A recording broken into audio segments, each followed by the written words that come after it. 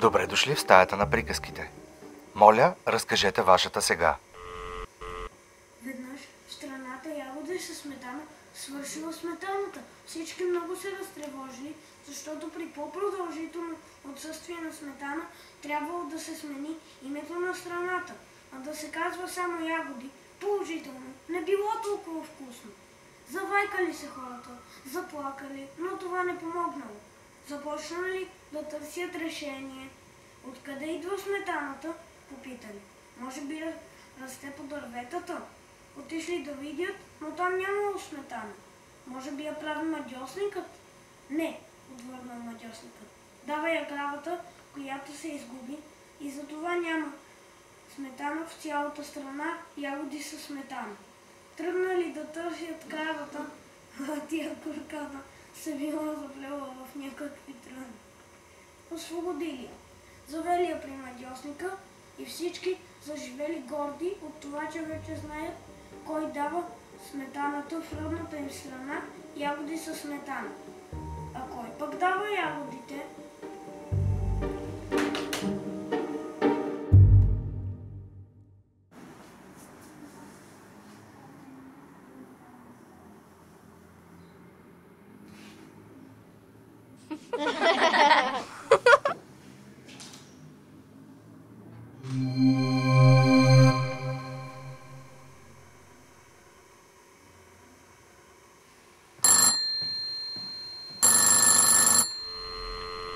Добре дошли в стаята на приказките.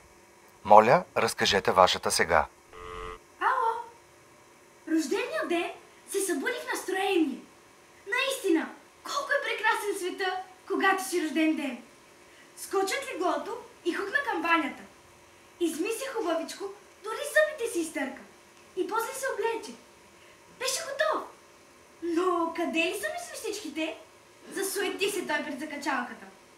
Без свещички не мога да изляза. А и къде се е чуло и видяло рожден ден без рожден денови цветни свещички? Рождения ден наистина страшно се развълнува. Затърси навсякъде. В гардероба, за шкафа с обувките – нищо. Това заприличва на криминална гатанка. Представете ли си? Помисли си рождения ден. Къде може да съм ги заврял тези мои рожден денови свещички? Още малко и ще се заплаче. Не можеше да си покаже и носа навън без свещичките. Просто немислимо. Рождения ден приседна притеснен на столче до прозореца.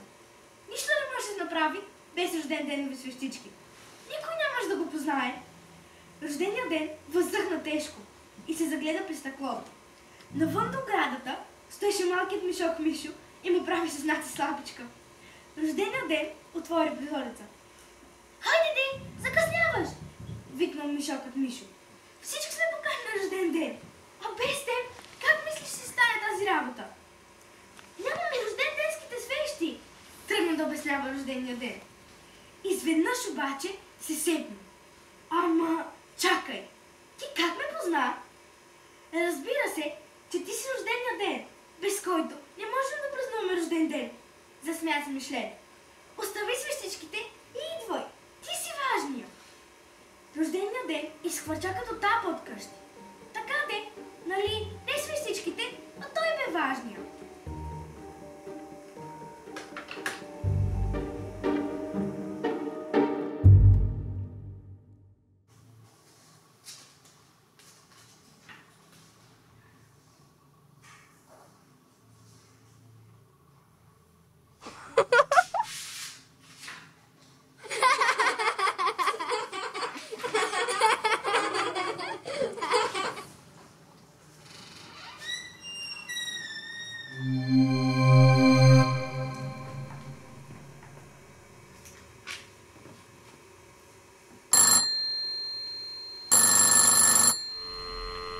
Ало? Моля, Слушайте, имаше една уличка с 5 къщички.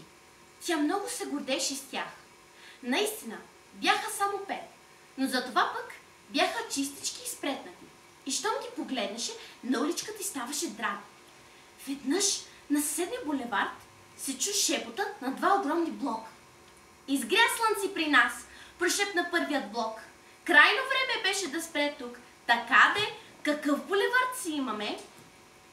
Точно тук му е мястото на слънцето. Отвърна вторият. Каква новина? Помисли си уличката с 5 къщички. Значи слънцето се е спряло на съседния булевард и като нищо може да прискочи насам. Засуети се уличката, изми се спун тротуара си, подряза градинките пред къщичките и зачака слънцето. Чакаше, но нищо не се случваше. Накрая реши и пусна писмо на слънцето. Слънчице, пишеше в писмото, щом си се спрял на съседния булевард, не можеш ли да дойдеш за малко и при мен? Всичките ми дворчета тръпнат в очакване. Твоя, уличката с 5 къщички. И зачака отговор, но отговорът не дойде. Явно съм прекалено малка за слънцето. Горчиво преглъщаше сълзите си уличката. То сигурно се спира само на големите булеварди. Дзън-дзън! Извъня телевизионната антена. Не знам дали ме разбирате, но някой да праша писмо до слънцето. Аз! Оживи се уличката. Чух, че е спрял на съседния булевард и го помолих да дойде при мен. Дзън-дзън! Не знам дали ме разбирате, нещо за глупости. Ядоси с антената. Слънцето се грее навсякъде. Въобще не прави разлика между булевард и уличка с 5 къщички. Аз имам точна информация. Дзън-дзън! Значи грее навсякъде. Очуди се уличката и погледна внимателно своите къщички. И наистина, слънцето си беше там. Навсякъде се виждаха златните му пръстчета. Изхряха от светлина прозорчетата. Слънчеви зайчета поскачаха по комините. Ама то наистина си било тук. Зарадва се уличката. Аз не го забележа до сега. Каква съм глупава. И уличката с 5 къщички се претегна щастлива.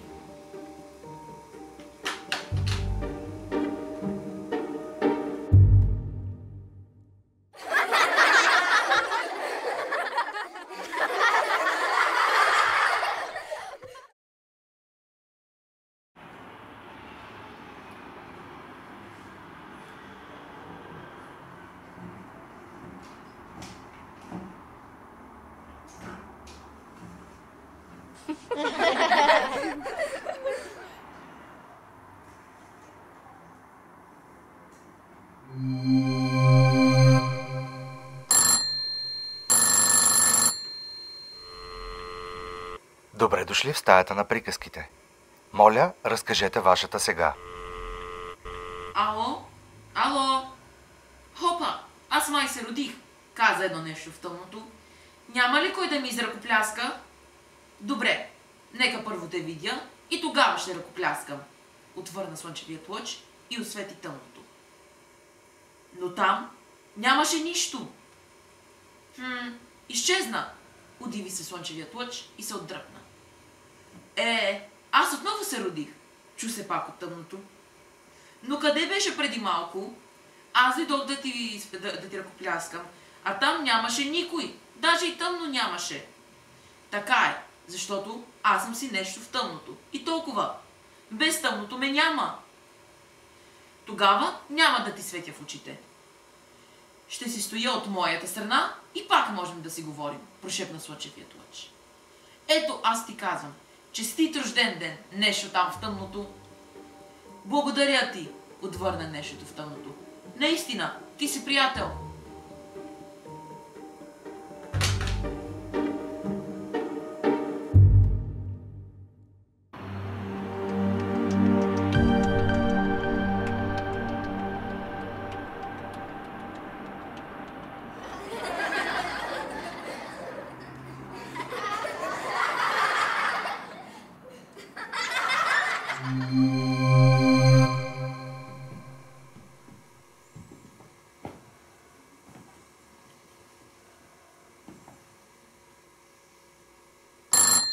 Добре дошли в стаята на приказките. Моля, разкажете вашата сега. Ало! Ало! Старото пиано дремеше по следобедния мрак, а в празната стая никой не смущаваше следобедния му сън. Докато изведнъж един адут ми бемолно реши тишината. Хей! Старчето отново заспа. Най-после малко време за лични занимания. А той иначе живот ли е? Онова детенце, дето сири всеки ден, направо не ни оставя немия. Чукчето ми си стърка вече от разни галми софежи. Разбирам да ставаше дума за лунната соната, а то... да не съм роден за глупави акорди упражнения за начинаещи. Я не вдигай толкова шум! Ще събуди шефа! Ска Сергофа диезът. Какво? Разгневи се ми бемолът. Ти като че не разбираш с кого говориш. Аз съм най-благозвучният клавиш в цялото пиано. Да не би да мислиш, че можеш да изсвириш лунната соната без мен?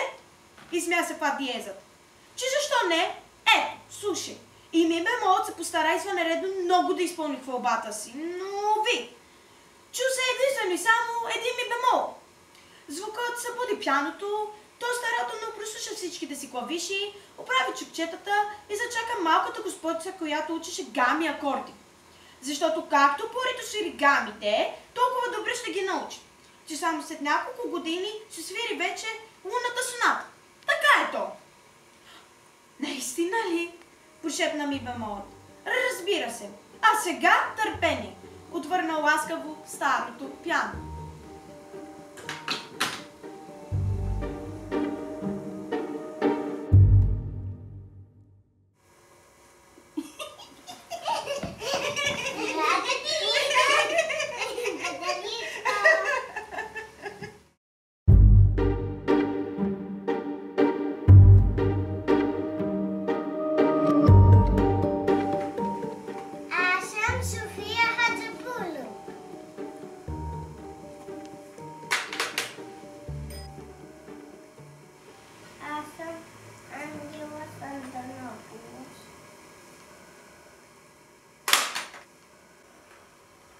Димитрис Пенис слуша.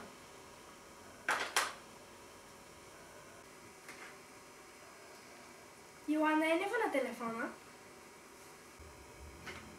Любов Лерато Младенович. За вас, Венелин Чушков.